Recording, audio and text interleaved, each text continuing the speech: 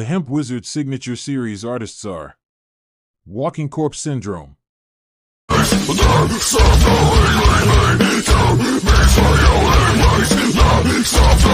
So High,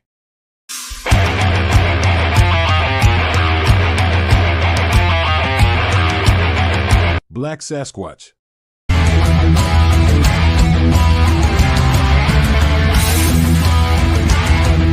Fester,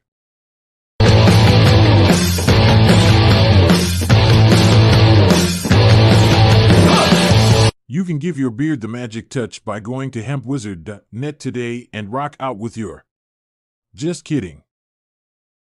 Get ready! Get ready! Get ready!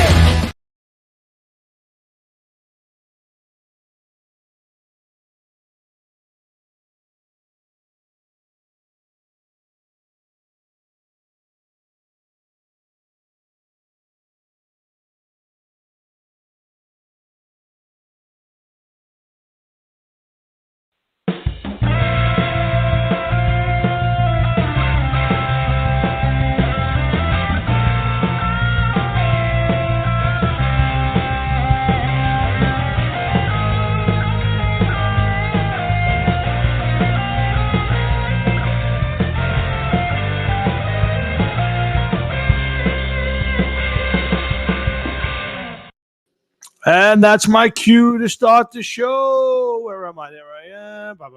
Hi, welcome to another edition of the Hard Rocket Sports Show, live from High Top Hard Rocket Sports Studios in beautiful scenic Monroe, New Jersey. We are your 2-hour weekly get-together. We bring all the biggest news around the worlds of hard rock, heavy metal, close to wide world of sports. And guys, welcome to Thursday night, July the 18th in the year of our good Lord 2024. And I hope you guys have had a great week. It's been hot for me. Cooled a little bit today. Spent a lot of time in the office. So, got a big Thursday show for you. I am writing the show solo this week. That's right. No Jeff. That means you'll have some intelligent conversations for a change. That's right. No Jeff. Jeff's got some family business to take care of. So I will be riding shotgun. I'll be riding solo tonight. So I'm glad you guys have a few minutes to stop by and hang with me. I don't know how long I'm going to go. I am really interested in watching the RNC finale tonight. And I know a lot of you probably say, oh, how do you watch the RNC, Tom? You're a fascist. Listen, you know what? You could say a lot of stuff right now about politics. If you want to see how it's done, check out the RNC. It is a love fest. Everybody, all Trump's potential, all the people who ran against Trump, Nikki Haley and DeSantis, Vivek, everybody was out there singing his praises.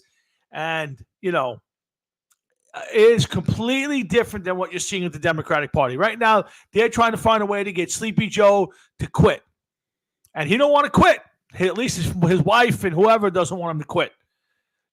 He's gone. There's no way in the world. Pelosi's against him. Biden's against them. Everybody's out for the guy. Here's the problem, folks. And I'm going to do a little bit of politics. So if you want to shut me off, go ahead. Do whatever you want to do. So all of a sudden, Joe can't run. Why can't Joe run now? Why? A month ago, he was the guy. He could do 4 years. He's top notch. He's the best there ever was. Joe's on top of his game. We had James Clyburn out of South Carolina. We're riding with Biden. Now all of a sudden, Joe's got to go. Why? What changed? Well, the meat puppet was exposed, right? And now they know he can't win. Van Jones from CNN had a big thing. They had a really good line last night. And Van Jones hates Trump, as most of those CNN morons do. He said, a bullet couldn't take out Donald Trump, but COVID took out Joe Biden. And right now, Trump has got the wind at his sails. I don't care who you run against. I would be shocked. What are you going to do? They're going to have to put up there laughing Kamala, who's a disaster. Think about it. She was in charge of two things. One of them was the border. She was in charge of the border. What's she going to say? Joe, it was Joe's fault. She was in charge. And she's part of the greatest cover-up, one of the greatest cover-ups in the entire this country's ever seen. That's right. They covered it up. They all knew. This is not a surprise. They just said, let's prop up the meat puppet, put him out there, pretend he's in charge, and we'll all make decisions. And Kamala could ride the wave into the next election. Well, Joe will win. Joe's going to win. We'll let him do a few months. He'll back out. Kamala will finish his 3 years and then get her next term. That was the plan. There's no doubt. Or the worst case, they would have keep Joe propped up for 4 years and then Kamala would have got 8 more. That was the plan. And then he did the debate. And it all fell apart. They are a disgrace. And listen, you got to vote whoever you want to. But if you're not watching what happened last Saturday, you see Trump get shot. And you can tell me it was nicked, it was grazed. The man had a bullet crease his ear. He bled from it. He went down, got up, and wanted to even finish the speech. And they said, no, you need to go to the hospital.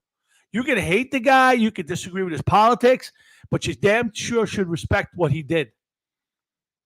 And I'll say, watch tonight's speech. It's all going to be about unity. It's all about bringing the country together.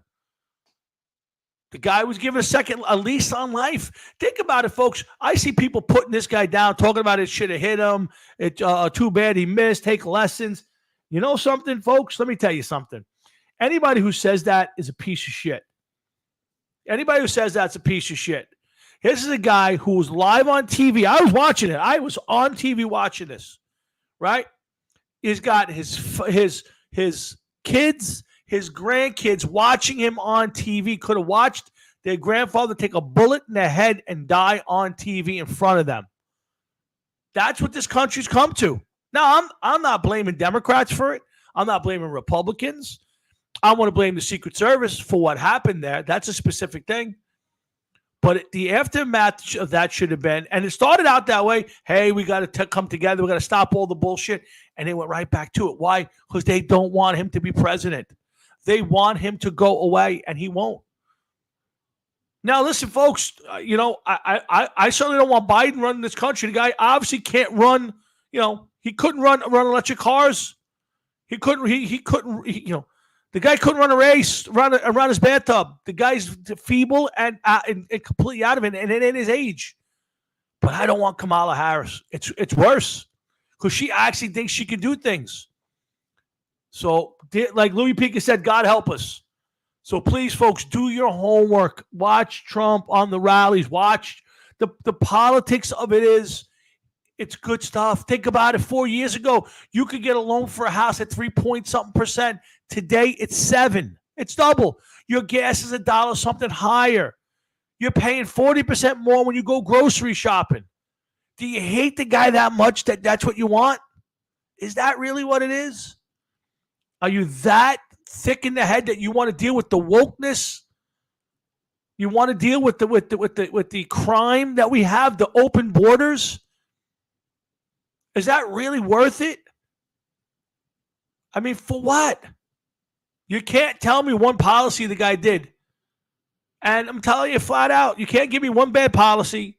And I'm telling you, if this was about two 70, 80-year-old men, it wasn't about their age. It's about their strength. And obviously one of them's a fighter and the other one is not. And that's nothing against Joe Biden. He's 81 years old. He's obviously slipping. And that's a tough job. That's a 7-day-a-week, 24-hour-a-day job. You're involved every day. You get security briefings every morning. So, yeah, Joe, Joe Cloak, I agree with you. When I go food shopping, I went food shopping the other day. I had 2 bags of food. Nothing spectacular. $200. I go to fill up my car. It's three something a gallon. I mean, those 2 things alone. Do you think there really would be war in Ukraine or in Israel? There would not be if Donald Trump was president. There wasn't. See, here's the beauty of this, folks. And I'm sorry. Yo, Adam Hines, what's up, brother? Here's the beauty of this. This was the first election where you could look up at 2 guys who were president. One is and one was, and go on record alone. Most of the time, you get the incumbent You know what he's done, what he's promised he's going to do. And then you get somebody coming and go, well, if I was president, this is what I would do for you. Now you already know. We already know what Donald Trump did. Donald Trump left office. It was 1.4% inflation. Biden took it a year later, which is 9%. Yeah, now it's down to 3%, but it's rising 3% every month. So please, wake up. Wake up out there. Okay? I'm sorry. I'm going to do this every week until November 5th, and I hope I reach one person and say, you know what? You guys right. Because we're dooming ourselves. We got to get away from the Democrats. They are the devil. People will say Trump's the devil. Trump's not the devil. The Democrats are. They've lied to you for 3 years. They came up with all these phony investigations. They went after this guy like nobody's business. Folks, wake up. Forget about all of that. Just think what your life was like 4 years ago. What is your life like today? And it's going to get worse. Laughing Kamala is worse because she actually thinks she's smart. She actually thinks she's smart. Yeah, Adam, Adam, that's the part I don't get. So either you just say, I don't watch anything. I see Trump, CNN or one of these, channels puts something up there that he says, and they take it, a little piece of it, and they go, I can't vote for that guy. To see what he just said, I couldn't possibly vote for that guy. Or you're a staunch Democrat and you can't vote for him. I get it. But if you really care about what you and your family think, what you and your family, you have to live, well, there's no comparison. At Adam's point, there is no comparison here. Donald Trump was a successful president. If it wasn't for COVID, he would have had a tremendous presidency. We were exporting oils instead of importing them. We're begging. You got Biden flying over the world, begging OPEC, begging Venezuela to open up and send more oil. And they go, nah, we don't feel like it. We'll just keep raising prices. Is that really how we want to be perceived? We are weak around the world. And if people don't get it, we are going to suffer. This already will be shocking if they turn this around in 4 years. I think the hope you have right now is that in 4 years, it stabilizes, it starts to turn better, and then whoever's next, whether it's Vance or one of the other people for the Republicans, stay in office, and we have a chance to fix this. But this isn't getting fixed overnight. The damage that this moron has done, this meat puppet and his cast of characters has ruined this country. Yeah, Adam, I'm with you. I agree with you.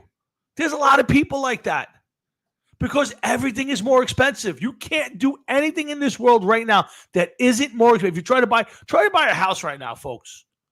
Try to buy a house. Go food shopping every week. When I used to spend $140, $150. I spend between $175 and $200 and change every single week for the same amount of food for two people. Every week. That includes my lunch. I buy my stuff and I bring my lunch with me every week. But I spend the same exact money every day. I put another $1 a gallon in my tank every week. Come on, folks. Wake up. I don't care what Trump says, and I guarantee you he's a whole new man. That man's got a lease on life.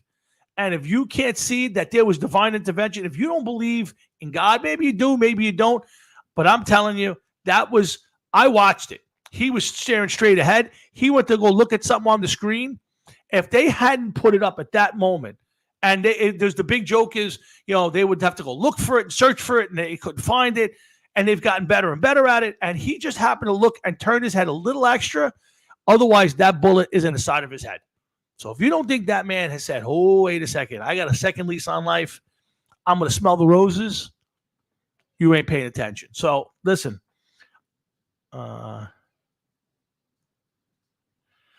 Well, that's, Joe, that's the interesting part. So theoretically right now, yeah, they've backed themselves into the corner. One, all that money is for her or him to use to run. Anybody else really can't use it, or it's kind of got to disperse a certain way. Their bigger problem is she's a moron. So even if they primary this, she's going to scream up and down that she should have just been given the thing because she's vice president. She's next in line. Because here's the problem. If you're the Democrats, think about this. You're going to go in there now and say, okay, Joe can't run for president. He's got to step down, but he's going to run the country for the next 4 months, 5 months. Now, if you force him to step down and walk away now, she becomes president. God help us, right? And then she's next in line no matter what. So what they're hoping for right now is he's able to step down, stay in charge for the next few months, and they have a primary. Because here's the thing. Think about it, folks. People have already spoken. The people of the United States have voted. 14 million people voted for Joe Biden to become president of the United States again, or run for president of the United States. Now you tell him your vote doesn't matter. We're going to pull him out of it, and we're going to put somebody else in and let them run for it. So, no, they have to primary it. They have to primary it and then pray to God that she wins. Because if it's Newsom or Gretchen Whitmer or one of those other morons that want to take us down the socialist path, she's going to scream, holy hell, that her as a black woman. By the way, she's not African-American. Just everybody pay attention to that. She's like Jamaican and Indian or something. But she's a woman of color. And she's a woman, obviously, and she's going to scream holy hell if it's not her. So I'm looking for. I am looking for. There's a bunch of good ones tonight. You got Dana White's going to introduce him. You got Kid Rock, a Hulk Hogan. This is a great night, and then the Big Donald doing his thing. So if you got some popcorn, get some popcorn, sit in front of the TV, pop a brew, and watch the speech. It's going to be a good one. And if you don't like Trump, if you honestly, truly don't like him, watch tonight. Do yourself a favor. DVR it. Watch it live if you can. And just see what you see. Just give it a chance. Maybe you might just go, this guy's not so bad.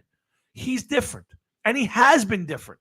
Anybody who's watched Donald Trump run the race this time has seen he's a different human being. Yeah, they do have a very shallow pool. I agree with that, Adam. But, they're going to run. It's going to me, they want Newsom. He looks the part. He's a car salesman. He's a used car salesman. Anybody gets a chance, go back and watch his debate against Ron DeSantis on Sean Hannity's show. He never answered a question. He had 10 minutes of answers, nothing regarding the question. He's a used car salesman, but he looks the part. He smiles. Yeah, I guess he's a good-looking guy. But California's one of the worst-run states. They're probably the worst-run state. They have the most homelessness. Crime is way up. He can't run other than the fact, So, but to me, no. If Biden steps out, it's going to be Kamala Harris, one way or the other.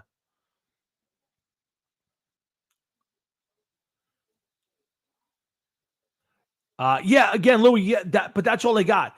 To me, it's got to be Kamala, because anybody else, to me, they can easily just say she's vice president, stepping in. The question I'm going to ask is, if he's too frail to run for president again, how's he staying in power now? But you need him to stay in power. Well, they do, because they're desperate to primary her and not let her be the person. But again, their care conventions in 4 weeks, I think, or 5 weeks. So they're running out of time. They are seriously running out of time to get this done.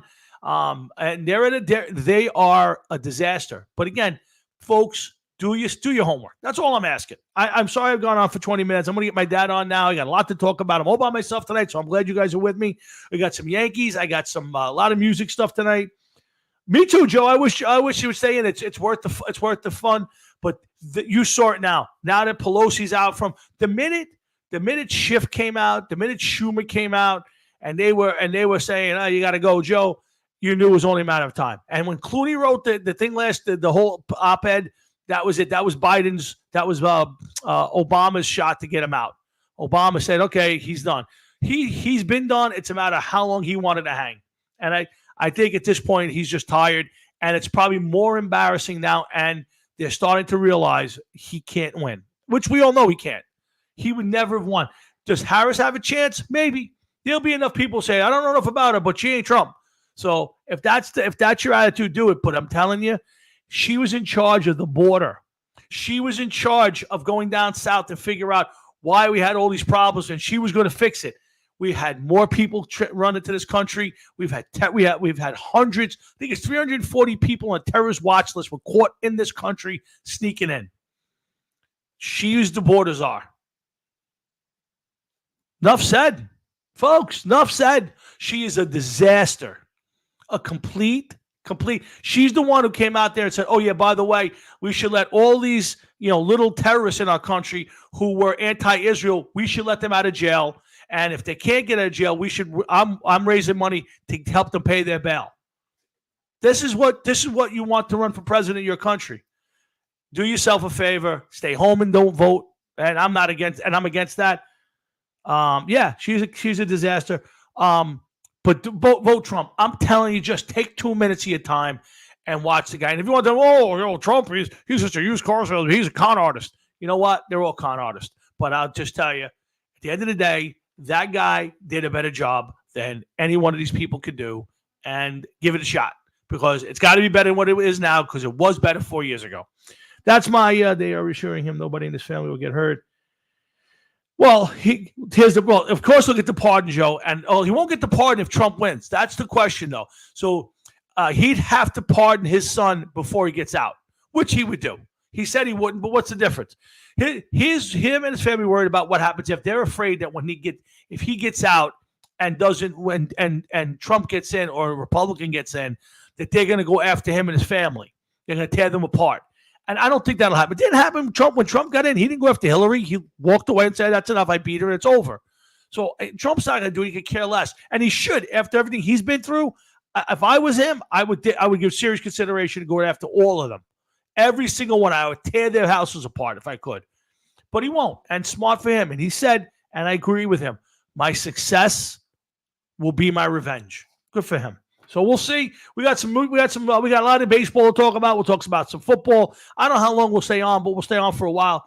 But I think I've said enough. Let me get my dad on. Let's see what he's got to say. Hard Rocket Sports again every week. Me and Jeff. This week Jeff's off, and I'm riding solo. So thanks for tuning in. I really do appreciate all you guys hanging with me. And if you got something you want to talk about, throw it up on the screen. If not, you'll have to listen to me talk. But in the meantime, let me get my pops on and see what he's got to say. What's up, Pop? What's up, Tom? How you doing? How much, Pop? What's going on over there? Yeah, nothing much. Just what do you got? Reruns, no ball games, nothing. No, it's quiet. Another quiet night in the sports world. Very boring. Did you watch any of the Derby or the All-Star game? Yeah, I watched. I was very disappointed. In what? In the kid from the Mets. He really took that home run derby. Oh, Pete Alonso, yeah. Yeah. I thought that he reminded me of Sosa. Oh, yeah, why is that? Sosa lost. He threw the bat down. He wouldn't go shake the guy's head. He just went into the dugout, and he went into – and the game was a good game. I thought it was a good game. Okay. Yeah, I didn't watch 1 second of it. Didn't watch one highlight. The only thing I saw was Soto's double, and I saw the horrendous shoot. Dad, why won't they just let the teams? Why can't the guys just go back to the old days when they wore their uniforms? You know, where everybody wears their uniforms. If you're in the American League, you wear your home uniforms, and if you're in the National League, you wear the away uniform. But you wear your own uniforms. I mean, those uniforms were the worst I've ever seen. They make money, though. I get it. I understand why. But it looks terrible. They don't really care. You see some of the uniforms these teams come out with. I watched the Mets with some of the Yankees came out with a couple. That was terrible. They got labels on there. Yeah, I agree. They got Nike on there. But yeah, see, for me, the luster of the All-Star game, baseball was the only one that was ever really truly great. Back in the day, the basketball game wasn't bad, and the hockey game wasn't bad. They actually played the game, but baseball was fun because it was that day you got to see, George Brett play third base across from Don Mattingly, or you got to see Dwight Gooden try to strike out. Let me think about somebody from that era. I don't know. Somebody in America again, George Brett. So now with Interleague, you see this every day, and so to me, the All-Star game is a waste. Yeah, to me, the game is meaningless. I'm not saying they don't play hard. I'm not saying they don't give it an effort. I didn't watch it this year. I probably watched very little last year. But it's the novelty of the baseball All-Star game was it was sometimes the only time you'd ever get to see some of these guys bat against each other. Guys. You have to remember, Tommy, when they started playing the All-Star game, Yeah. that was to raise money for the older guys when they retired. Yes. Yep. That's I got it. basically what and Yeah. they used to play 2 games a year. Yeah. One in the American League and one in the National League. So that's where you got a chance. That's when I get to see Willie Mays, Yeah. Stargell, Mm-hmm. Drysdale, Koufax. Besides the World Series, we never saw them. Right, but that was the beauty of it, Dad. I think to me that at the end of the day, that's the beauty of it is you got to see, Sandy Koufax pitch against Mickey Mantle. You got to see Whitey Ford, pitch to Pee Wee Reese or Willie Mays. That was the fun of it because you didn't get to see it. Unless they played in the World Series, you didn't get to see it, and you got to see an all-star infield. You looked up and Mike Schmidt was at third and Joe Morgan's at second, and you had it was an all-star team, legit, and these are guys who now with free agency and interleague play. Well, look at Soto. Soto went from the National League one year, so there's no mystique in it. Yeah, I mean, I can almost deal with the fact that guys bounce around the leagues. It's the interleague play thing. It just, it was fun the first couple years, and if you just did it where like once a year you played your rival, I can get it. That's okay. It's but it cheapens everything else. At this point, it's not as sacred as it used to be. It used to be American League versus the National League, and you got to there and, Yankees, Dodgers, oh, my God, they haven't played against each other in 40 years. You play against each other twice a year now. Yeah. So to me, it's an all-star game. So guys today don't play as hard. They just don't. I'm sorry. They just don't play. You look at all the other all-star. Yeah, well, I agree. Football has the worst. Oh, yeah. Basketball has the worst that I ever saw. Yeah. And baseball's the only one because everybody knows statistics. Yes. Everybody knows who you're playing against. And I don't know if I ever told you that the best all-star game I saw, I believe it was 68. Willie Mays was the captain, the National League. Mickey Mantle was the captain of the American League. They played in Houston. And Mantle came out to pinch hit. And this is when he decided to retire. Yeah. The pitcher for the National League actually walked off the mound, walked the home plate, and shook his hand. Went back to the mound and struck him out. Yeah. That's also the one that before the game was over, he was already back home in his house. He got done, he got dressed, got on a plane, and got home before the end of the game.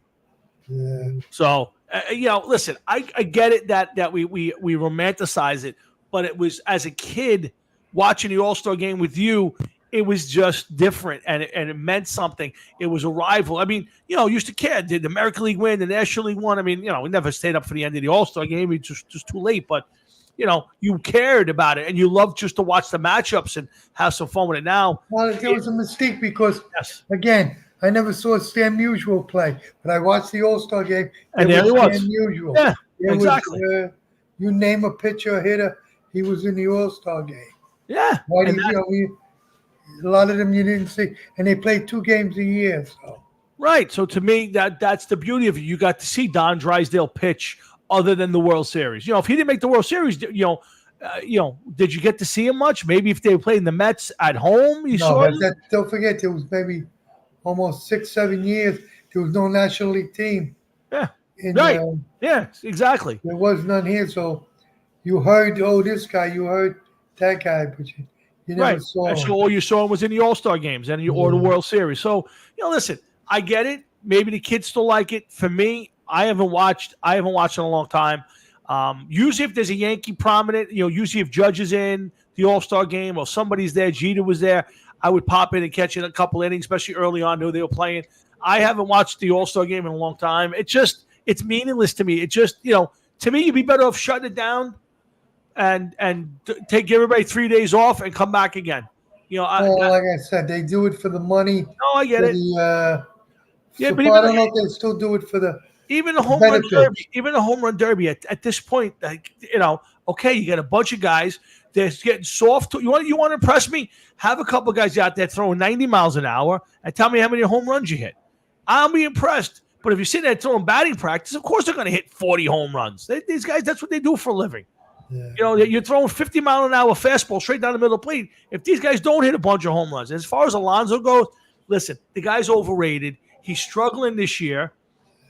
Joe, there's a couple ways they do it. There's ballots by the fans, and then I think they get voted on by other players. So it's like there's a couple different ways you can get in. Right. They combine certain things. So it's not like the old days where fans used to, fill Well, out the the fans ballot. never did it. The old days, it used to be just the teams themselves. The American League voted for their team, and the National League voted for their team. Okay. Then it got back into the 60s, into the middle 60s. Then they changed it where a certain percentage of it was voted by the fans. Mm-hmm. But and then you had to have everybody from a team represented. Yep. Yeah. It just doesn't matter. But I'm looking forward. Listen, second half kicking off. The Yankees were starting to play good baseball. Tough end. That last game. I don't know if you saw that last game. Tough way to go out. It would have been nice to sweep the Orioles. Go into the second half at first place. But they were playing better. But this team still has the same problems that they've always had and they're always going to have. Their back end of the rotation is sketchy. They don't hit. They don't hit enough. And they play and they're sloppy in fundamentals. I mean, I've never seen a Yankee team that this bad fundamentally in a long time. So, well, not only fundamentals, there's no hustle in them. That's the worst part. Yes, that's the worst. I would take them off the bench. Yep. Oh, I agree. Sit them down. I agree. Sit them down. And if they say, "Why are you sitting me down?" Well, you must be hurt because when you hit that ball, you didn't really run to first base. So there must be something wrong with you. Yeah, I agree. I watched Trent Grisham turn a single into a double, by just kind of lollygag into a single up the middle. Me guy plays like that. I pull him. If that's me, I'll pull him right off the field, right in the middle of the game. I'll embarrass you. Embarrass the team. I'm going to embarrass you right now. And this team, unless Cashman gets serious and cuts a couple of these guys, he's got to cut LeMahieu. He's got to cut Stanton. He's got to move some of these guys out, get some of the young kids up. I mean, listen, Ben Rice has looked like he can play. Yeah, Torres has got to go. There's a couple other kids in mind. Dominguez is going to be back soon. Go for it with the kids. Or you got nothing to lose. Yeah, or trade a couple bodies and bring in a couple more, another couple pieces and make a shot at it. But this team, I can't see winning. I just can't. There's too many holes. LeMahieu can't hit. Torres is sketchy at best. Rizzo, when he comes back, he hasn't hit in a year and a half. It's just this team is Judge, maybe Soto. I mean, he had a terrible June. Even Stanton. Yeah. So Stan's again out again. Who knows when he's coming back? Yeah, he's just starting to feel bad. To me, at some point, Steinbrenner's going to have to eat that money and dump it and bring the kids up and play. Let's see what Dominguez has. Let's see what Spencer Jones has. Let's see what these kids have and go and suffer with it. But I guarantee you they'll at least go out there and hustle. I love this kid, Ben Rice. I like the way he plays the game. Got a sweet swing.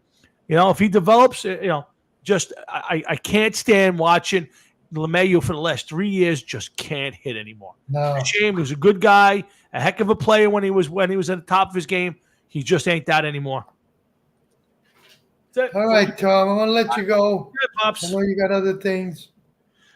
I'll probably see you over the weekend. You will definitely see us over the weekend, Pop. All right, I'll talk to you then. See you later. That's my Pops. He checks in every week, and we were away together for a few days. We had a nice Florida vacation. My mom and my wife and my dad, and we spent a few days down in Florida. So it was nice. So it's always good to get away with my parents and spend some time. But I'm spending some time with you guys here this week and talking a little sports and music. I got some Ozzy stuff to talk about. Mike Tramp and White Lion. We'll talk a little Olympics. I got some other stuff. Like I said, I don't know how long I'm going to go, but we'll stay with it for a little while, and hopefully you guys will stay with me. I got the RNC on in the back. I think former Secretary of State under Donald Trump, Mike Pompeo speaking right now. Let me do a little football. Next week is our 10th anniversary show. That's right, 10 years on the air. Jeff and I will be celebrating. It's our also 2024 NFL training camp special. We'll open up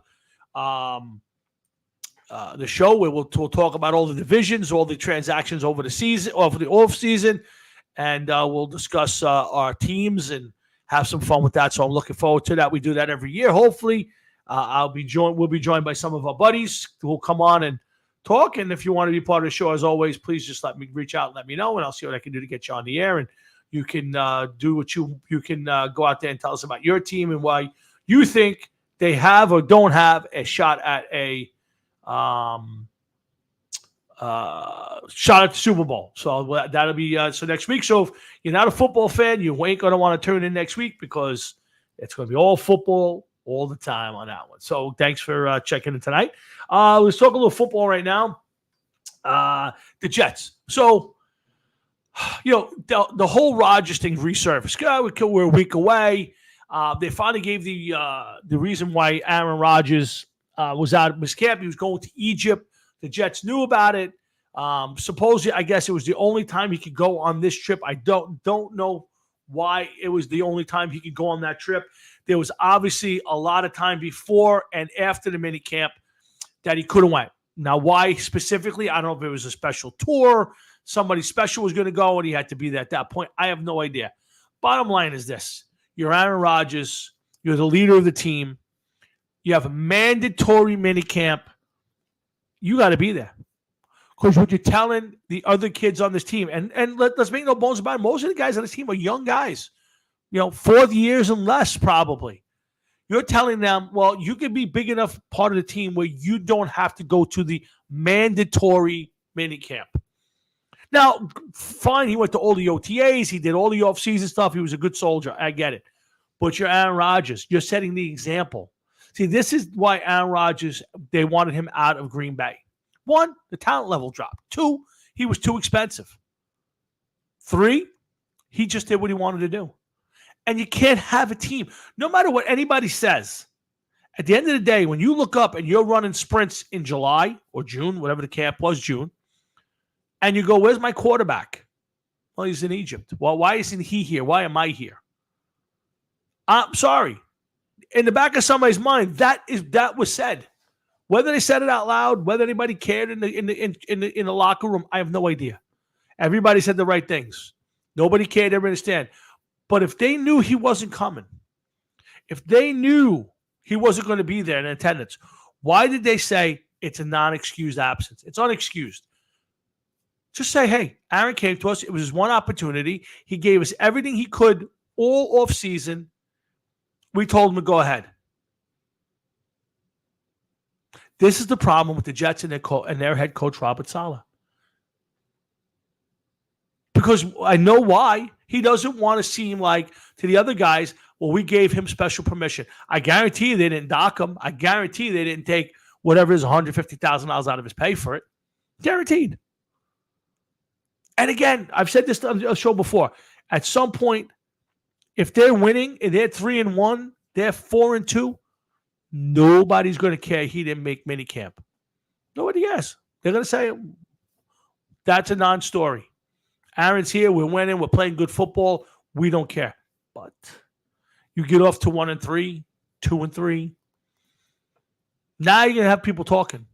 Well, maybe if Aaron made all the offseason, maybe if he made the mini camp, maybe there's a little bit of stuff in the locker room. People a little, all you need is a whisper. Somebody to say, oh, he should have been at mini camp. That's it. He's the guy. He's the guy who's supposed to be the leader. He's brought here to lead this team. Now, we have lots of questions. I don't know if Aaron Rodgers is going to bounce back at 40 years old and be the quarterback he was 2 or 3, 4 years ago. He wasn't that this last year in Green Bay. He was good. Don't get me wrong. He was good. But let me ask you a question. He's had some really good teams up in Green Bay. When was the last time he made the Super Bowl? I'm not even asking when he won it. Just when did he get there? When was the last time he won an NFC Championship game? Now, this Jet team is really good. It should be. They're going to stay healthy. Now, again, can that whole defense stay as healthy as they have been? We'll see. If they are, it's one of the better defenses. Should be, at least. Offensively, I don't know. Everybody says, it's Aaron Rodgers, got Garrett Wilson. We got Mike Williams. Mike Williams is coming off injuries. Right? You have 2 tackles coming off injuries. Can they be good? Sure. Am I assured that Elijah Vera Tucker is going to make it through another season? The kid center they got, I'm drawing a blank on his name, didn't play well last year. Are we sure he's coming back this year and playing well?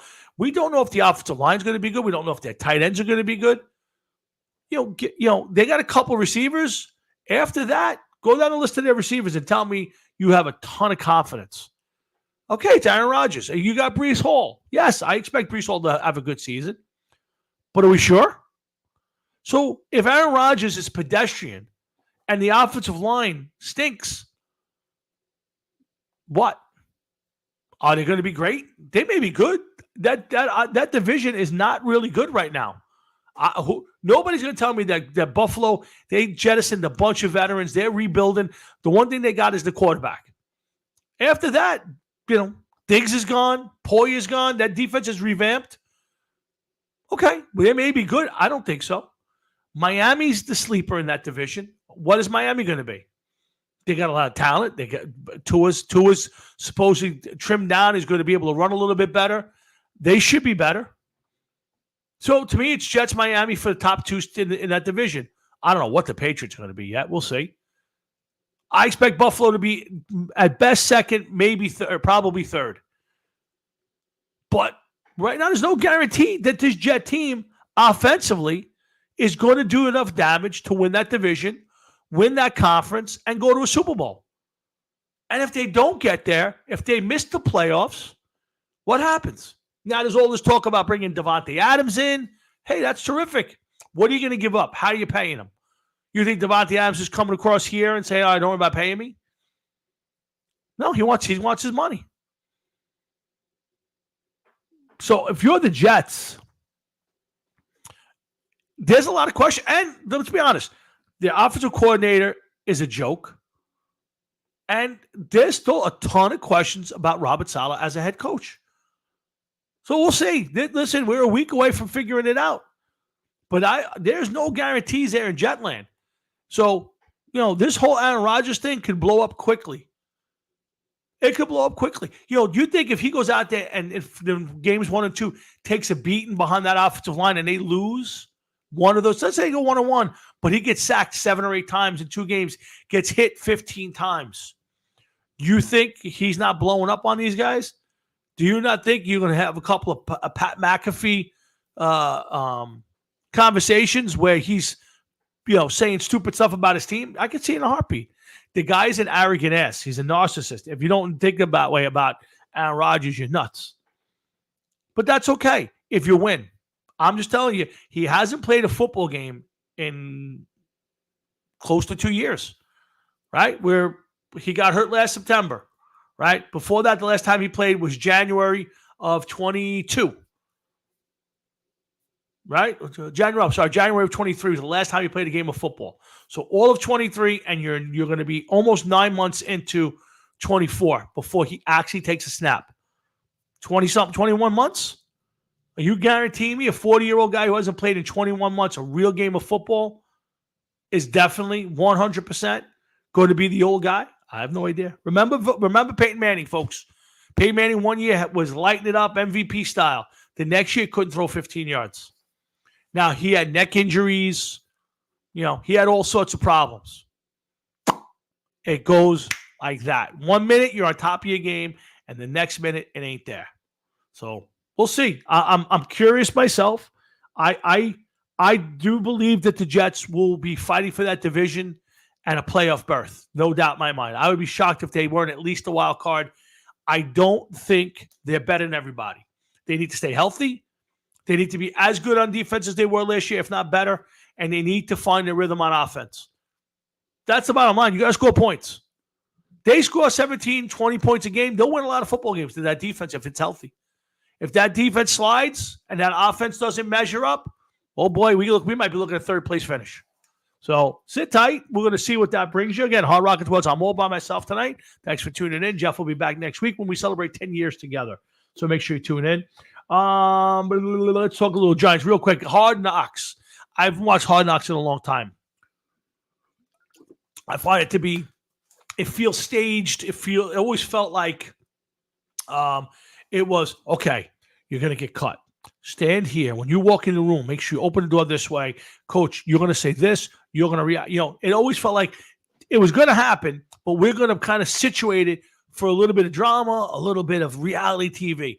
This, if you watch this one, it is really good. It's nice to watch the behind-the-scenes stuff as a football fan. Now, maybe the casual fan is bored by it, but I am intrigued by the conversations, by how they break down these meetings. I love it. I have not watched episode 3 yet. It came out Tuesday night. Haven't had a chance to watch it with the RNC and everything going on at work. I've been a little on the busy side. So I've been a little on the busy side. So I have not watched episode 3, but the first 2 were great. And the focal point so far has been all about Saquon Barkley. And I get it. Listen, Frankie, I love Peyton. I've always been a big fan. But let's call it what it was. 1 minute, the guy was an MVP. The next minute, I threw better than he did.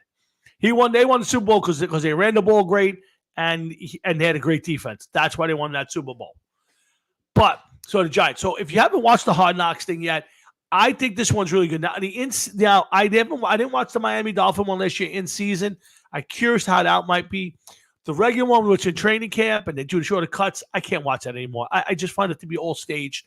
I did like this one. Now the Giants, listen, I don't know what to make of my Giants yet. It's a long way off. All right. I think the offensive line is going to be better, but I've thought that in the past. I love Malik Neighbors, Hyatt, and Wan'Dale Robinson. I think it's probably the most athletic, deep receiving core when you stick in there Isaiah Hodgins, and they got another veteran I'm drawing a blank on right now. Tight end is questionable. This kid Theo Johnson from Penn State is a big kid. He had a good college career, but I don't know. I like Bellinger, but he's more of a blocker, short receiver. We'll see how that plays out. Waller didn't work out. Thank God he retired. And it'll be running back by committee. Hopefully the kid Gray, their pick from last year, steps up. You got Singletary. He's a good back. But again, not a superstar. But it all comes down to Daniel Jones. Is Daniel Jones going to just be what you were 2 years ago? He ain't got to be an MVP. If he's what he was 2 years ago, where he runs the ball when he needs to, throws it when he has to, they'll be successful. The defense, I don't know yet. I got to see Shane Bowen. I don't know what kind of system he's going to run out there. The guys love it, but they all say that. You very rarely ever see a guy say, "Oh, you got a new defensive coordinator. His system sucks." You don't see it. So, I liked Wink Martindale. I loved him being aggressive, but it was sack or big play, and he could stop the run. So with Burns, Thibodeau, Dexter Lawrence, they should get to the quarterback. Question is, can they stop the run? I like the inside linebackers.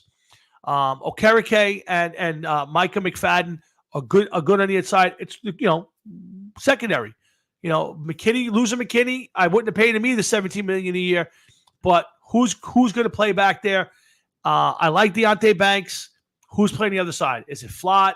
It looks like it's going to be Flott. Who's going to play the other side? So a lot of question marks. I think Shane and Dable are there for at least the next 2 years. I think they're going to get a good shot of winning, a chance to win, and I think they will. I do. I think this Giant team is better. I just don't know yet how much better, and it's all going to come down to Daniel Jones staying healthy. If he's healthy, he's a decent quarterback. If he can't stay healthy and we got to go to Locke or Tommy DeVito, it is what it is. But I'm excited, looking forward to it. I hope you are. And like I said, next week we'll talk all football. And of course, the Hard Knocks and the big whole training camp thing is going to be constantly Saquon. Why?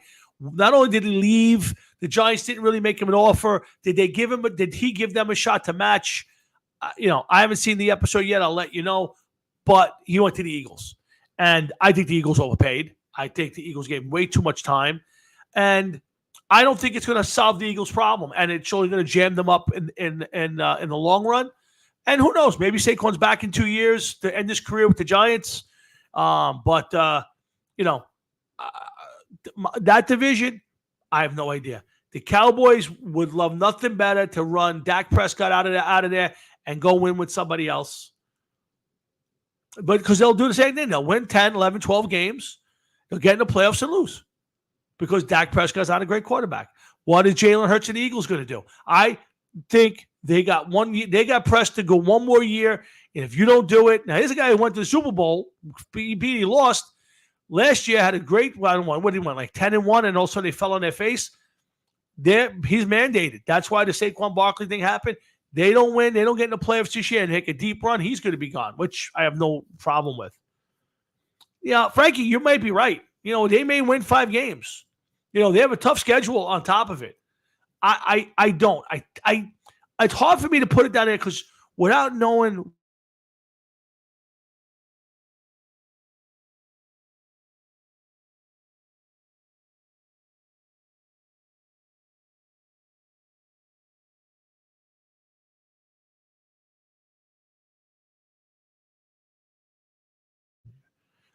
The problem with the Giants is you stick in new pieces every year and you go, it should be great. But is it going to be, is John Runyon Jr. going to be good? I don't know. Is Brian Burns going to come over here and do what he did in Carolina? I don't know. Theoretically, I think the Giants are I think I ran it out. I got them at like 9, 8, between 8 and 10 wins. I have them between 8 and 10 wins. But again, they won 7 games last year. Well, 6 or 7. I thought last year they had a better team than the year before. Jones gets hurt. Barkley doesn't play well. The offensive line stinks again. So let's see. I am optimistic. But we'll get more of that next week. Let's talk a little baseball. Well, let me see. I was reading an article about Ozzy and Sharon Osbourne and Bruce Dickinson. Okay, so if you guys, about 2005, I don't know if anybody ever went to Ozfest. I never did the Ozfest thing. I did see Ozzy at the K-Rock Dysfunctional Family Picnic, which I think is where he got the idea to do Ozfest, which was a festival. They had a whole bunch of bands. I saw Creed, Stone Temple Pilots, Ozzy, Limp Bizkit, a whole bunch of bands, like a bunch of up-and-coming bands that had great careers. It was a great day. It was there from like 11 o'clock in the morning till midnight. But anyway, in 2005, Iron Maiden headlined the Ozfest, and Bruce Dickinson, who realistically, guys, is an asshole. Bruce Dickinson's an ass. He's a pompous ass. Now, listen, the guy's an amazing singer. He's a commercial airlines pilot, Olympic fencer, done Broadway, done all this stuff. The guy's an amazing talent, and he's an arrogant ass. And I get it. So he made some disparaging remarks about some of the equipment and some of the way things were run at Ozfest, and Sharon tortured him. And, close to 20 years later, she's still talking about it. And I get it. She hates Bruce, loves Maiden, but hates him. I get it. But Sharon is one of the most vindictive. When I went to this Dysfunctional Family Picnic, right, about 2 songs into the set, Limp Bizkit, the power went out on Limp Bizkit. And, waited and had to reboot everything and this, that, and the other thing. And you came to find out afterwards that Sharon literally pulled the plug on their set. She was that manipulative of an asshole, that she was so spiteful that she pulled the plug on their set.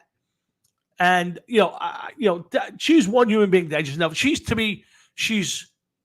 Yoko Ono light. I don't think Yoko would ever did that, but that's who Sharon Osbourne is. And I just say, why 20 years later you're talking about this? I mean, you don't like the guys you don't like Bruce Dickinson? Great. Now, to her, to her good. The guy's a great singer. He's in a great band. The rest of the band is great. He's an ass. I get it. You don't like the guys from Maiden. You don't like Bruce. I get it. No problem. But I thought that was an interesting story. She was doing chemotherapy at Mount Sinai in Los Angeles. She got, I think it was 20 of the nurses who work in the unit to go to the concert to throw eggs and stuff at Bruce Dickinson. So she actually brought people there, got them worked up enough that they agreed to throw things at Bruce Dickinson during the show. Like that's how sick that woman is. So I give you another one real quick. Mike Tramp from White Lion is available if you want him to come to your living room and play a show. Now, I got to tell you, folks. Now, listen, White Lion was never a huge chart topper. They had a bunch of good hits. Don't get me wrong. But they ain't like the Beatles. But 20, 30 years later, he's willing to come to your house and play in your living room if you want. He's playing dates, I think acoustic dates across the country. Must be doing, some small shows in clubs or whatever. And he said, I got some dates in between that I'm killing. If you want, I'll do a show at your house, your backyard. I'll even sit in your living room and I'll play for you and your friends for whatever the dollar figure is. And it reminded me of back in the day. Now, I'm going to say this has got to be 20 years ago, but I have to look it up. You could have hired Cheap Trick to play your backyard barbecue for $10,000. Now, listen, I'm not paying $10,000 to see Cheap Trick. But, if you got a couple bucks and you want to see a major act, you can get Cheap Trick to play your backyard for $10,000. I got to tell you, that's hysterical to me. Now, now they're doing world tours with, it seems like they're out there every year now with Def Leppard and Journey and that whole crowd. And they're playing stadiums again, but they need 17 of them to do it. But that's, to me, I thought that was an interesting reading that Mike Tramp is out there. Now, again, I've learned to like White Lion later on, some really good tunes. And Vito Bratta is a great guitar player. I mean, I never understood the whole he disappeared from the music scene. I know he took care of, I think, his parents or his mother. Disappeared kind of, I guess, was good with his money. I think the one thing he took out of it was a red Ferrari. I think Mike Tramp's got some good stuff there, Frankie. I think he's got tremendous voice. And, going back to that catalog, some of that's, that stuff's not bad. I mean, it's really, the guitar work on that is amazing. But just the thought of Mike Tramp sitting in Frank Catalano's living room playing Wait or When the Children Cry really would make me smile at this point in my life. So, so that was an interesting one. Simone Biles in the Olympics. So, guys, next Friday, the Olympics kick off, and I'm a big fan of the Olympics. I know a lot of people aren't, but I love it. I love the whole competition, us against the world thing. The whole wokeness creeping into it kind of throws me off. So I get a little, Oh, really? Wow, really? That's interesting, Frankie. Yeah, I mean, they said that Bruce got a little nasty and was saying stuff was they made. I'm assuming made it finish their set then, right?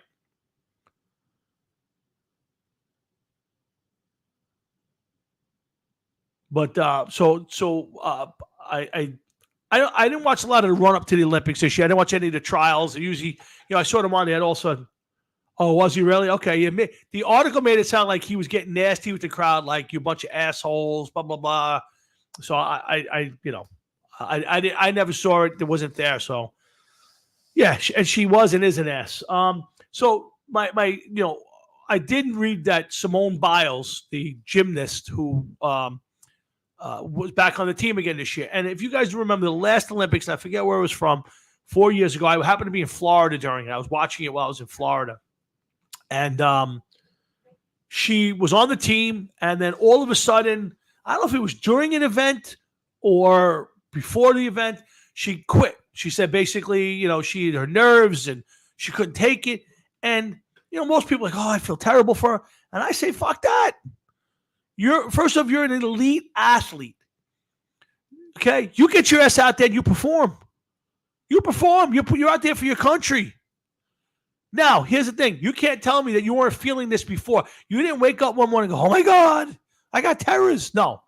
You've been feeling that, and you were trying to fight through it. Bullshit. If you ain't at it, get out of the way and give somebody else their chance. She robbed somebody else of their opportunity. Oh, really? What'd she do to Ozzy backstage, Frankie? I never heard that. Are you saying in general how she treated him? I mean, to me, Sharon is Joe Biden. She's been sending Ozzy the meat puppet out there for years. So to me, it's the same as. Yeah, that's the point, Joey. That's my point. You can't take the spot of some other person who worked their ass off, finished behind you, and is dreaming of that spot, and you took it, and then you quit. You quit. Now you bring it back. You're a quitter. I don't want to hear it. I won't watch the women's. I won't watch her in the Olympics. I have no respect for her. I don't care how great she is. I don't care any of that. You took that spot and you quit. You're a quitter. Yeah, you took the spot of a person who worked their ass off for years to get to that point where they just missed out because you went there. And then you went there, you took whatever they were giving you, whatever dollars and cents, whatever promotions you could get out of it, and then you fucking quit. You're a quitter. You're a piece of shit. Get out of the way and don't come back. Don't come back. I'm sorry. I have no respect for that person. So I'll watch the Olympics. I love a lot of the events. I won't watch the basketball. I won't watch those assholes play. Can't do it. I like the boxing. I like track and field stuff. A lot of it I love. I love the Winter Olympics. I love the summer games. Yeah, see that, Frankie. That's my point. To me, that's what's happening in the White House. Your boy Biden's walking. Oh, where do I go today? And Jill's behind him. Get over there. You're not supposed to be there. You're supposed to be in there. Go sign those papers. That's the same thing. So I get it. Ozzy hasn't been himself in decades, and they just keep trotting about this. Yeah, Ozzy, go sing those songs or move your lips. Don't worry, they'll play behind you. So I hate Sharon Osbourne for that. But to me, guys, I won't watch Simone Biles. I have no respect. You guys may feel differently. I know Joey doesn't, obviously. But to me, you quit on your team. You quit on your country. To me, right behind that are the woke ones that who won't stand for their country, for this country's national anthem if they win a gold medal. You don't put on the uniform. I'm telling you flat out, anybody who goes out there this year, if you win a gold medal and you don't step up and you put your hand over your heart when that song starts playing, I got no respect for you, and I will torture you to all end on social media. I will find you and torture you. Yeah, see, I mean, Joe, to me, that's the problem. See, back to the politics end of this. I got a few buddies that I know that are, I hate Trump, he's a fascist. I hate Trump, he's Hitler.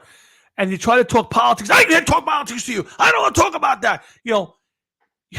The people who say the nastiest stuff about people like Trump, or say, "Oh, you're MAGA, you're a racist." I'm not. I'm willing to talk to you about anything. I can sit down and have a conversation whether I agree or disagree with you about politics. I don't have to get heated. I don't have to get nasty. I don't have to get angry. But I can get my point across, and I can listen to your point across.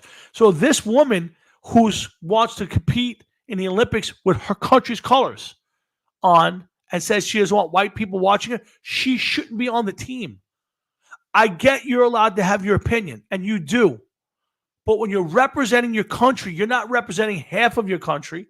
You're not representing a quarter of your country. You're representing your entire country. That's the problem I have with those people. Yeah, that's that. And say to a woman like this, but Frankie, yeah, you can't have Simone Biles back in the Olympics. You can't. You can't do it. You got to tell them, sorry, you were here last time. You quit on us. Take care. Have a great day. Good life. What's going to happen? She goes out there and she messes up an event. She's going to quit again. I could care less if she wins 10 gold medals. I have no respect for the woman. I don't care what you do now. You were out there. See, to me, no one makes a great athlete. It's the person who goes out there when they're not at their best and does their best. That's the great athlete. The guy who wakes up in the morning and is sick as a dog, but goes out and plays the game and wins. I'll give you the Jordan thing. I don't know if he had the flu or if it's food poisoning, but Jordan goes out there, gets food poisoning or the flu. They tell him maybe he's going to play, maybe he's not going to play. The guy goes out there and has an MVP performance. That's great. To me, that's the person who's great. Anybody, when you're feeling 100%, you go out and you do your job. That you're supposed to. It's the person who wakes up and goes, I can't even move. My back is killing me. Shoot me up with something. I got to go out there and do it. And they go out there and they have their best game. That's the greatest of all time. That's a superior athlete. But when you go out there and go, I'm not feeling it. I'm not going to compete. I'm out. You're a piece of shit. You just quit on your country. You just quit on your team. And you just stole somebody else's spot. That's what I have the problem with, Simone Biles. And I get told all the time, oh, you're ridiculous. If she wasn't feeling it, she shouldn't. You're right. But you didn't wake up that day. You knew beforehand. They could have easily said, hey, you stay home. We're going to bring an alternate with us, and she'll compete. And even if she's the worst gymnast in the world, she's going to get to fulfill her dream and compete in the Olympics. So not only is your team down a person, you just stole somebody's dream. That might have been that person's only chance to ever be in the Olympics, and you stole it. Sorry, folks. I got big issues with that. So I don't know what to tell you on that one. So the Olympics get started next Friday night. I don't watch the opening ceremonies. They're usually terrible. But I will watch. I'll watch the Olympics, and I'll keep you updated. I love the volleyball. Oh, I love beach volleyball, regular volleyball. I love those events. Those are some of my favorites. Water polo, really cool. Yeah, there you go, Joe. Yeah, the girls out there, she could be Kelly. Was it Kelly Strug? Something like that. Yeah, that to me, that's the person that you go. That's the person you remember. That's the person you go. That person couldn't even walk, and they went out there and nailed and nailed the vault and landed and got a 10, and they won the Olympics. And she had to be carried off by Bella Caroli, who's a child pedophile, I guess, and all this other stuff. But boy, oh boy, I have to tell you. I'm not sure the Bella Caroli. I'm just saying that there was all sorts of rumors about crazy shit going on. But, at the end of the day, you have to, you can't steal somebody else's opportunities. Yeah. Anyway, so that's the Olympics next week. Make sure you tune into that. I got a couple more things. Let's talk a little about the All-Star game. First off, the drunk girl. What was she thinking about? Now that it's funny, but it's not, because it's our national anthem. It's a big stage, and I would tell you, I would say Carl Lewis might be worse. I'm not sure. Roseanne was worse, but that's a joke. I can't even pay attention to that one. Fergie was horrendous. That might be the worst of all time, but this girl's right there. And I remember watching it, and I think I put it on Frankie Catalano's post when he had put it up there, and I said, is she high? I said, is she high? Because she just looks like she's not all there. And then whatever it is, the next day, she's apologizing and she's going to rehab. But I got to ask the question, who was the person who was walking her to the thing and went, this girl's fucked up. She can't sing. I mean, at some point, cue the record. Get something piped in, have a backup, anything.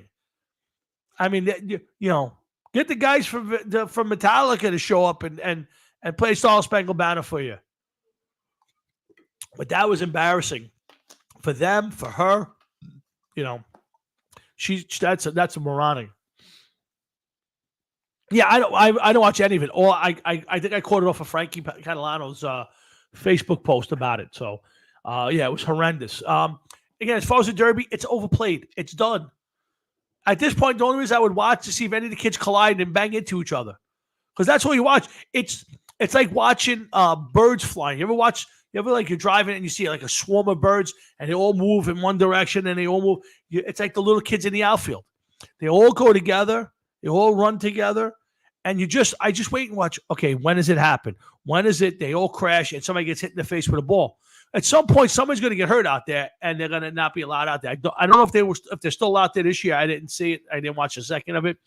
But to me, it's played out. Like there's just, unless you're going to go out there and have real pitchers throwing 90 miles an hour at these guys, to me, it's useless. It's the most useless event. I can't watch it. To watch a guy hit 500 feet on a 50-mile-an-hour batting practice fastball? Might as well put it on a tee and see how far he hits it. I can't watch it. So, and as far as the All-Star game, like I said, I was talking to my dad about it earlier. I just can't keep up with what they're trying to do. I can't keep up with, it's with the interleague play. There's just no magic to it anymore.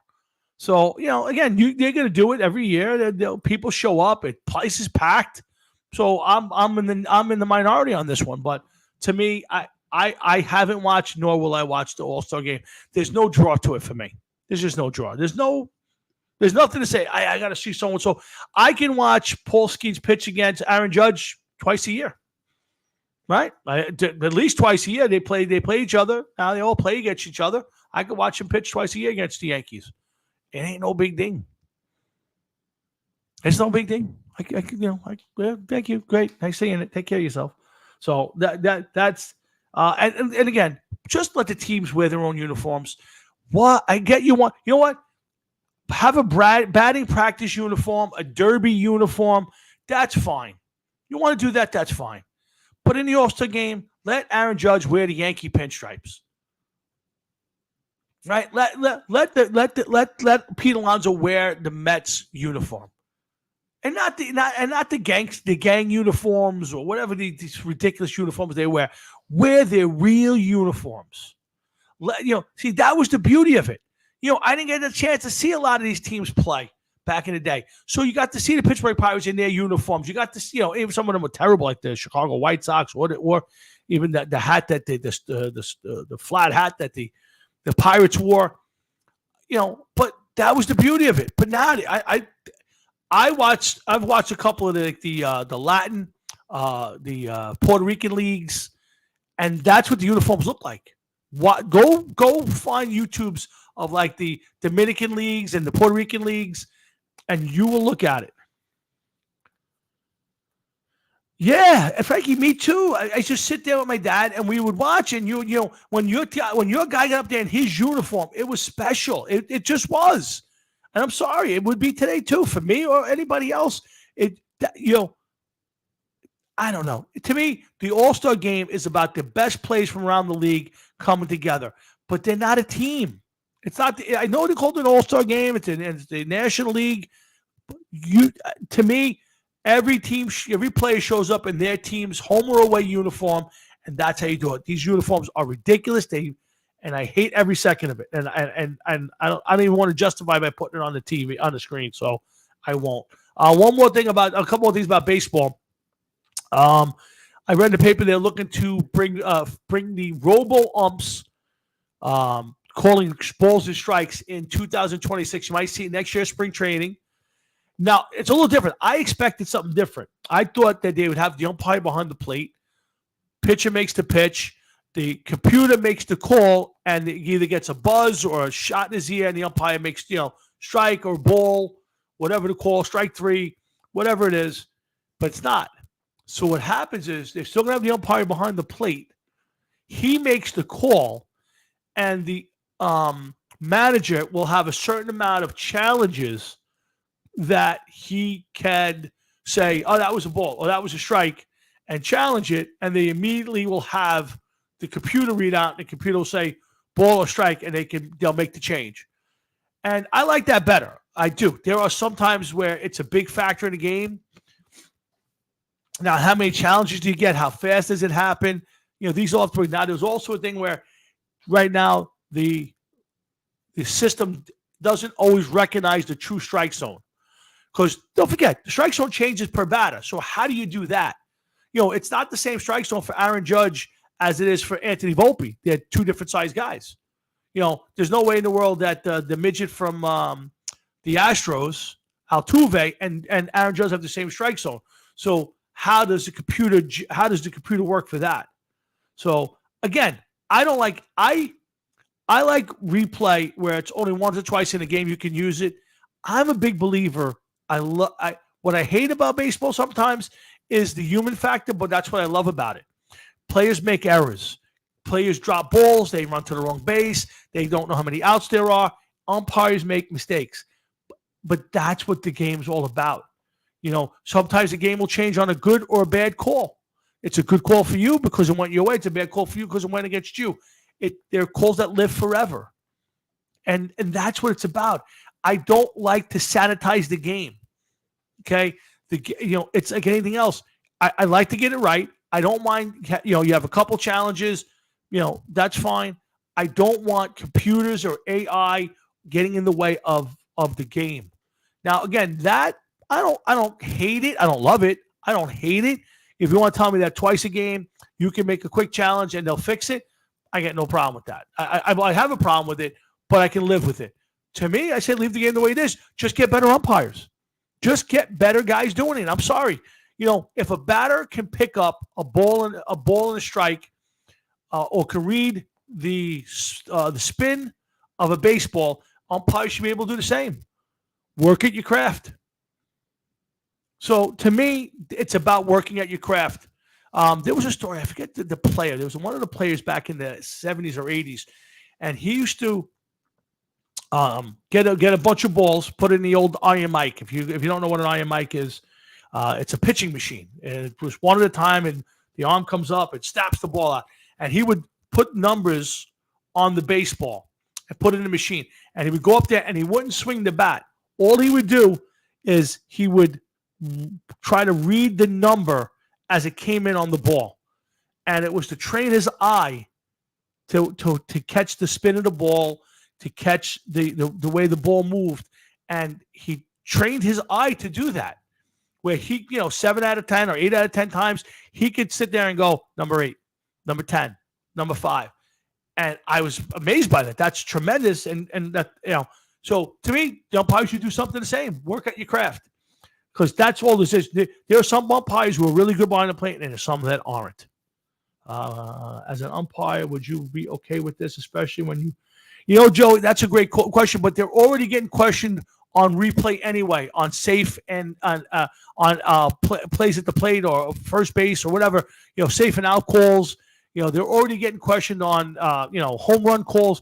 So I don't like the idea. I like the game. I don't want it sanitized, but if you tell me it's once or twice, I can live. I'd like that better than a computer calling balls and strikes. I'd like that better.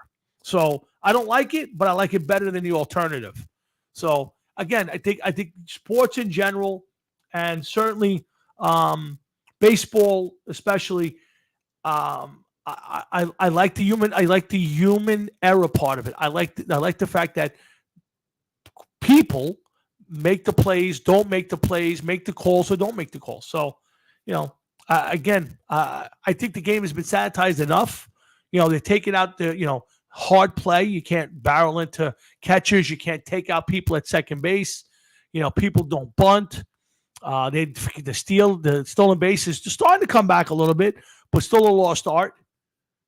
So to me, I don't know how much more they can water the game down, but I would much rather this than the alternative of every pitch being called by an umpire. Listen, you can easily do it on the base paths.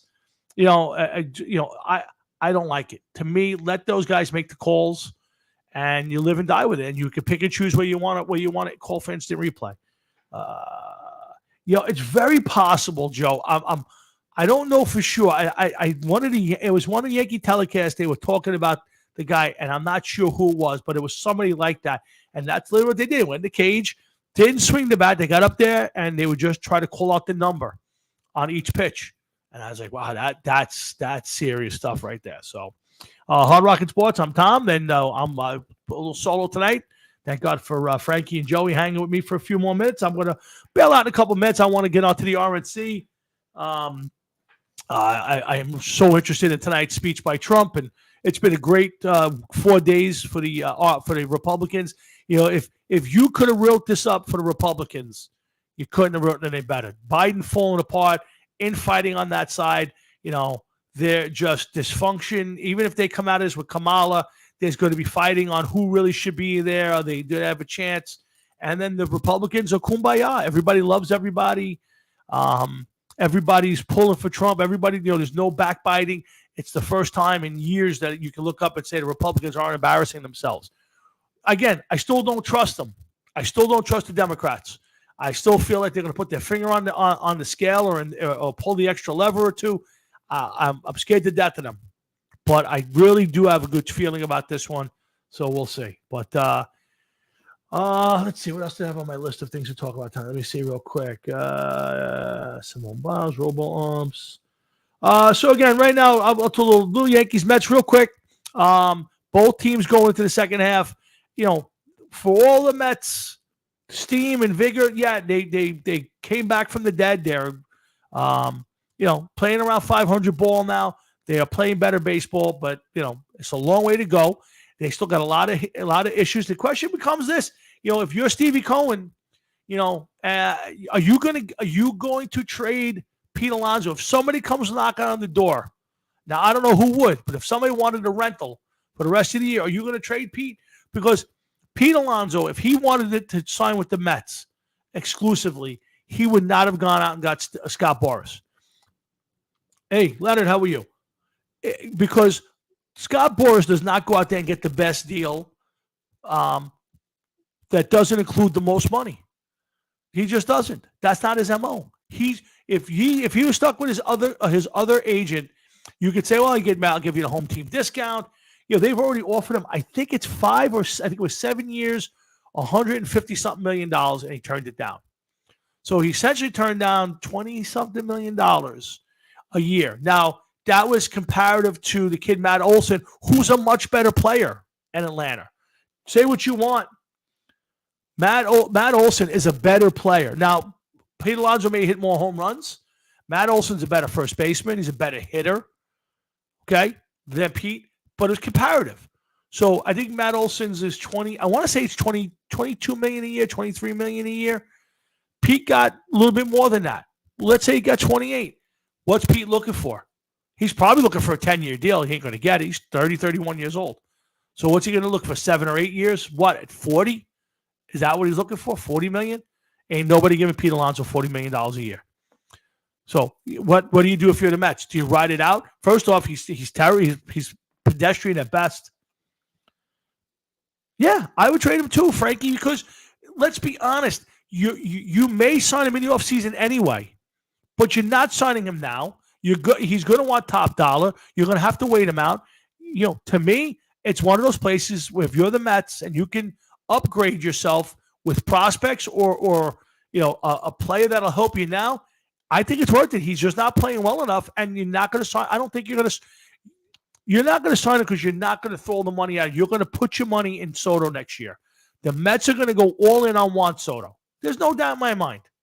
Juan Soto, if I was picking right now, I would say 60% he's a Met. 25% he's a Yankee. And then the rest would be 15% would be anywhere else. My mom, 60, 40, 25. Yeah, so it's 25% everybody else. But once the Mets are going to go all in, they're not going to give Pete Alonso $150-something million off of this year and his skill package. So yeah, if I'm the Mets, I'm trading him. If I can unload McNeil, I'd unload McNeil too.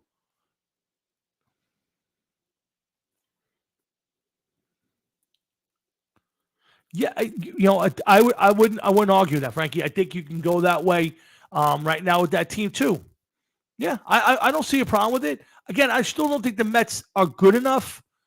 I think they're going to make the playoffs. They're good enough to win a series, but they're not good enough. They're just not. I would be shocked. Again, short of a major trade, I just don't see it. I don't think they have enough pitching, and I don't think they play good enough baseball. But they're not out of it. They've worked their way back to the point where at least they're in the conversation. But if I'm the Mets, what do you do? Are you going all? If they're 2-3 games over 500 and they're battling for the last wild card, are you going for it to make the playoffs, or are you selling, getting rid of some of these contracts, getting some prospects back, and gearing up for next year? Which was the plan anyway. That was the plan before the season. There's no doubt in my mind that was the plan. I wouldn't change. If I were the Mets, I would not change from that. If I were the Mets, I would not be all eggs in the basket this year. They're just not good enough. I would openly shop Pete Alonso. Yeah. Again, you can, Frankie. I get it. You can. First off, I don't think you're going to get a ton back for Pete. That's the problem, because he's a rental. And with him having Boris and all that, you unless you think he's the final piece of the puzzle and you're really going for it this year, if you're that team, if you're the Phillies or somebody who can use a little help at first base or as a DH, and you could stick him in there, and you think that's the final piece of the puzzle, maybe you do, and you go for it, and you're willing to give up some top tier prospects. But I don't think you're going to get anything back that's going to help you win this year. You're not going to get a stud major league player or a AAA guy who's ready to make a breakout in the majors. Yeah, so would I, Leonard. I think you kind of got to, because Frankie, if you do that and go for it this year, you're kind of stalling the future. When I say go all in, so if you're going all in, that means you're going to have to make a trade, give up some of your young players to bring back somebody right now who's going to help you this year. And, then you get into that thing. Are you good enough with one more player? I don't know. Yeah, now if Beatty comes up and Vientos stays here and plays well and Alvarez keeps hitting and Lindor keeps going, okay. Is your bullpen good enough? Is your starting pitching good enough? So to me, I think you got to stick to the script, and you can trade Pete. You can, work your ass off and keep going. Maybe you make a move here or there. But I think if you're going to go all in, that means trading some of your young guys, and I wouldn't do that unless you got somebody you can sell off somebody isn't good enough, but you can convince somebody else. Yeah, again, but Frankie, you're going to have to give up. You're not going to trade Pete for that. Nobody's giving you anything that's worthwhile because Pete's a rental, right? So at the best you're going to get from Pete is maybe you get a major league player who can help, an outfielder, even if he might even be a starting guy, but he's not going to be a big bat. You're not going to get any serious bullpen help. I would be shocked if he did, because he's strictly a rental. And he's not playing well. This isn't a guy who's having a really good year and you're going to sell him off for something. This is a guy who's playing pedestrian in a walk year. So, yeah, I saw that. I saw that online. Yeah, good for him. I did see that. But, yeah, I would trade Pete for some kids for sure. But I think by doing that, I think you're looking to next year and the year after more than you're doing this year. Because, again, you'd have to trade Beatty or Vientos or somebody else of note to bring back something that'll help you win right now. And that's what you need. So you're going to have to give up something in your minors. Now, again, I've seen trades that mystified me and help teams, so we'll see. But if I were the Mets, you had a plan. If they were 15 games over or 10 games over 5, I'd say if they were 10 games over 500 right now, or at the trade deadline, and they're playing good ball, I would consider it. But if you're hovering a game or two over and under, then no way in the world I would do it. I would bail on it and make the trades. And again, I would not sign Pete. I don't think any Met fan wants to give Pete Alonso a 7-year deal. I'm sorry. He's struggling now. What's he going to be in 5 or 6 years? And obviously, you've been an average team with him, and below average last year. So, we'll see. The Yankees, on the other hand, again, I went through a lot of their issues. Listen, this team, until he's willing to eat LeMahieu, Torres, Stanton, and just jettison these guys, bring up some kids, this team is going to be stuck in the quagmire that they are. They'll have some runs where they win a bunch of games, and they'll lose a bunch of games. My problem with the Yankees is, and I said it when I was away, they are undisciplined. They don't hustle. They play bad fundamental baseball. And for that, to me, Aaron Boone's got to get fired. I'm not a big proponent of it, but this team fundamentally plays bad baseball. They have too many guys who don't hustle, who have brain farts, and that's a reflection of the manager. And until Boone goes in there and starts flipping tables, sitting guys and punishing them for not playing the game the right way, he's a soft manager, and these guys don't care. And I'm sorry. Somebody's got to pay the price, and it's him. So either you're going to dump LeMahieu, Stanton, Torres, trade them for a bag of balls, sell them, let them walk out, and eat their contracts and bring up Spencer Jones, which was not ready, and bring up Dominguez when he gets back and go that route, or trade one of those guys and bring back some talent. The Yankees you could trade Spencer Jones, you could trade Dominguez if you want. I wouldn't, but you could trade those guys and bring back some serious talent right now. Those guys have cred in the league. You trade Ben Rice. You know what? I wouldn't.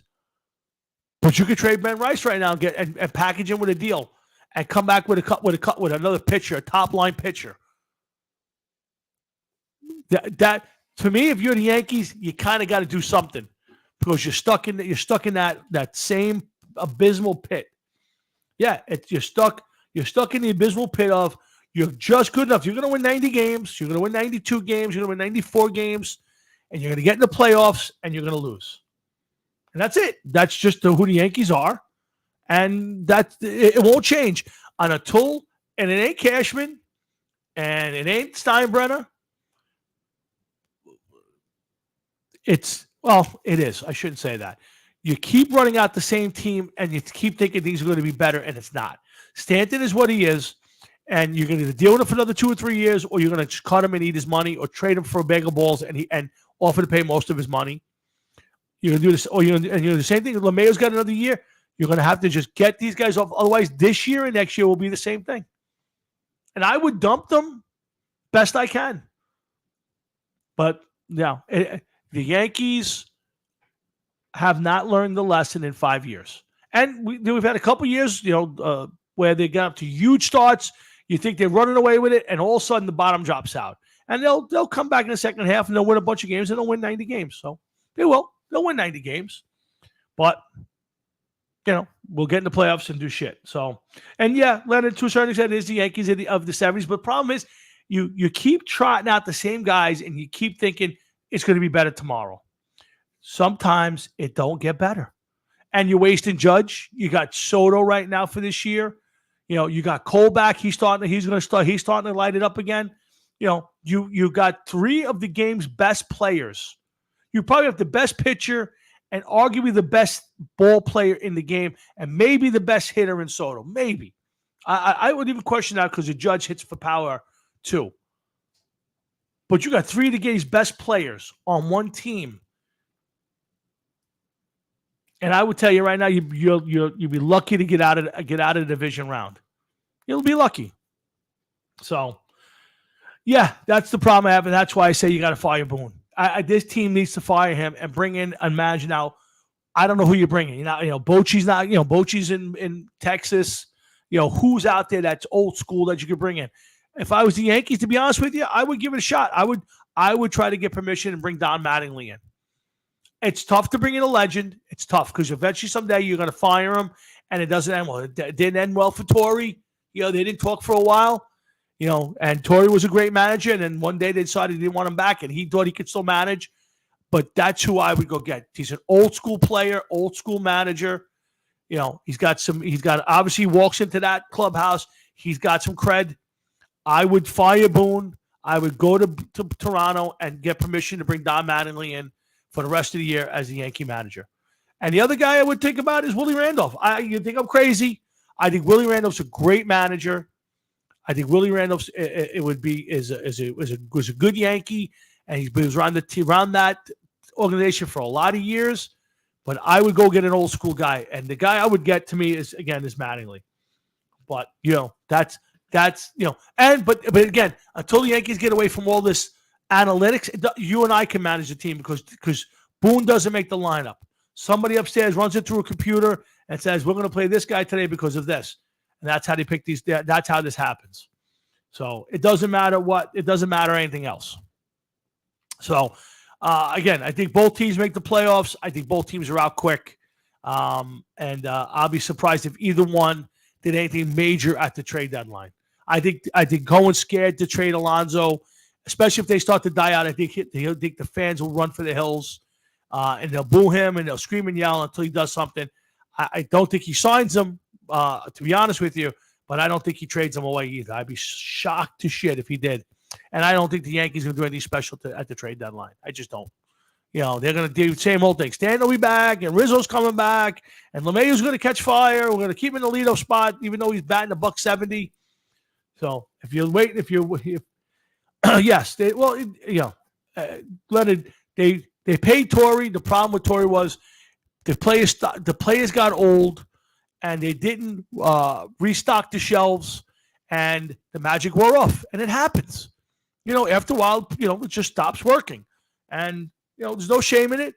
And they said, all right, we want to move on to something else, and they want to bring Girardi in, and Girardi paid off. 2 years later, he wins a World Series, but eventually. It's tough to bring in. That's why they want the Rangers to bring in Messier. I love to have Messier as the head coach of the Rangers. The problem is eventually someday you have to fire Mark Messier. Very rarely do those guys retire. Very rarely do they walk away on their own. And it's once you do that, bring in Patrick Ewing to coach the Knicks, someday they'll fire him and then he'll never come back to the Garden again. It happened with Yogi. Yogi was gone for 16 years before he came back. Oh, boy. Bo next time anyway. Here we go. Anyway, guys, so on that note, I'm going to wrap it up tonight. I want to thank you all for sticking around with me and helping me get through the show. I love doing this, and I miss Jeff tonight. Hopefully he'll be back with us next week. We're celebrating 10 years together next week. So please, the show is a 10-year anniversary. I hope you all step up and stop in for a few minutes and wish us a happy anniversary. It's all football next week, guys. It's our spring. It's our training camp show. The very first show I did, July 26th. 2014 was my training camp show, so I'm hoping that you guys will. I'm hoping you guys will step up and join us next week when we do this all over again. So I'll call it a day for that. So guys, thank you. I hope you have a great rest of your night, a great rest of your weekend, a great weekend, and I hope you come and a great week. I hope you come on back when we do this all over again. So for Jeff Towinski, myself, and everybody here at Hard Rocket Sports, I say thank you. Have a great night, a great weekend. We'll see you next Thursday night. I love you all.